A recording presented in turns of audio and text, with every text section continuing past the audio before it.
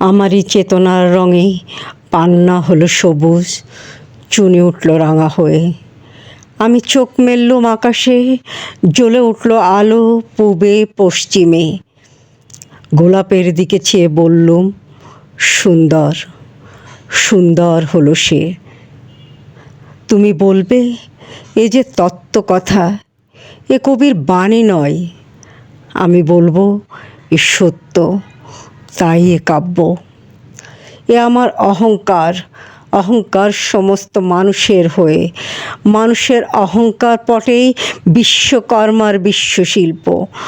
তত্ত্বজ্ঞানী জপ করেছেন নিঃশ্বাসে প্রশ্বাসে, না না না, না পান্না, না চুনি, না আলো, না গোলাপ, না আমি, না তুমি।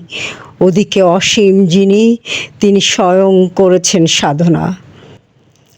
মানুষের সীমায় তাকেই বলে আমি। সেই আমির গহনে আলোর আধারে ঘটল সঙ্গম, দেখা দিল রূপ, জেগে উঠল রস। না কখন ফুটে ওঠে হ্যাঁ মায়ার মন্ত্রে, রেখায় রঙে সুখে দুঃখে। একে বলো না তত্ত্ব। আমার মন হয়েছে পুলকিত বিশ্ব আমির রচনার আসরে। হাতে নিয়ে তুলি, পাত্রে নিয়ে রং। পণ্ডিত বলেছেন, বুড়ো চন্দ্রটা, নিষ্ঠুর হাসি তার। মৃত্যুদূতের মতো ঘুড়ি মেরে আসছে পৃথিবীর পাঁজরের কাছে। একদিন দেবে চরম টান তার সাগরে পর্বতে। মর্তলোকের মহাকালের নতুন খাতায় পাতা জুড়ে নামবে একটা শূন্য। গিলে ফেলবে দিন রাতের জমা খারজ, মানুষের কীর্তি হারাবে অমরতার ভান। তার ইতিহাস লেপে দেবে অনন্ত রাত্রির কালি।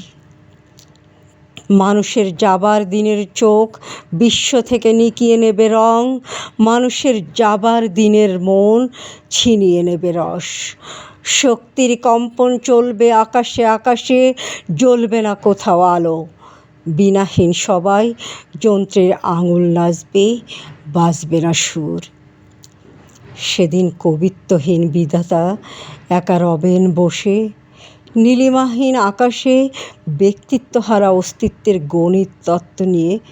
তখন বিরাট বিশ্বভুবনে দূরে দূরান্তে অনন্ত অসংখ্য লোকে লোকান্তরে এ বাণী ধ্বনিত হবে না কোনোখানে, তুমি সুন্দর, আমি ভালোবাসি। বিধাতা কি আবার বলবেন সাধনা করতে, যুগ যুগান্তর ধরে প্রলয় সন্ধ্যায় জপ করবেন, কথা কও, কথা কও। বলবেন, বলো তুমি সুন্দর। বলবেন, বলো আমি ভালোবাসি।